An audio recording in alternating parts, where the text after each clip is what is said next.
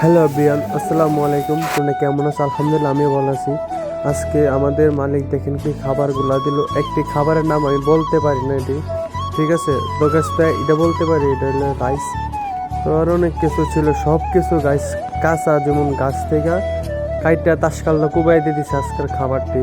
তো খাবারটি অনেক স্বাদ লাগছে, কিন্তু কাঁচা হলে কি মানে মুয়া অনবেজা রয়েছে গাছ, যেটা খাইলাম মানে অত একটা স্বাদ লাগছে সেটা বলার মতো না আপনাদের সাথে। তো গাছ কাঁচা হলে কি আমরা বাঙালিরা তো এটা জীবনে খাইতে পারি না, কিন্তু আমরা এটা খাইছি, কাঁচাটা খাইয়ে হজম করে নিলাম। তো গাছ অনেক স্বাদ লাগলো জিনিসটা। আমরা ছিলাম অনেকজন লোক, আমার ভাই, আমাদের লুমান ছিল 4 জন, তারপরে ইয়ামিনী ছিল 4 জন। আমরা সবাই মিলে একসাথে খাইলাম। আমাদের সাথে ছিল পারভেজ ভাই, সে ভিডিওর মাঝে ভিডিওটা করতেছে, তাই তাকে দেখাইতে পারতেছি না।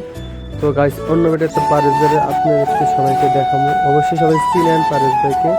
তো গাইস, এখানে লুটি অনেক কিছু, মানে এটির নাম আমি বলতে পারি না সঠিকভাবে, এটির নাম খেয়েছি। তো গাইস, আমরা যতটুকু খাবার খাইলাম আলহামদুলিল্লাহ। মালিকের জন্য দোয়া করি, সে যেন আমাদেরকে সবসময় এরকমভাবে খাবার দিয়ে যেতে পারে, তার ওসিলার জন্য আমরা খেতে পারি। দেখেন আমার বড় ভাই এক ইয়ামিনীরা খাওয়াই দিতে আছে সুন্দর করে কাঁচা লাচা পাতা, ঠিক আছে? তো গাইস, ভালো থাকবেন।